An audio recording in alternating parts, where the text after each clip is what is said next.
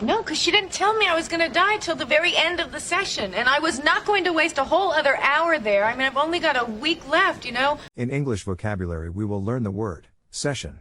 It means the sitting together of a court, council, legislature, or the like, for conference or the transaction of business. Congress is now in session.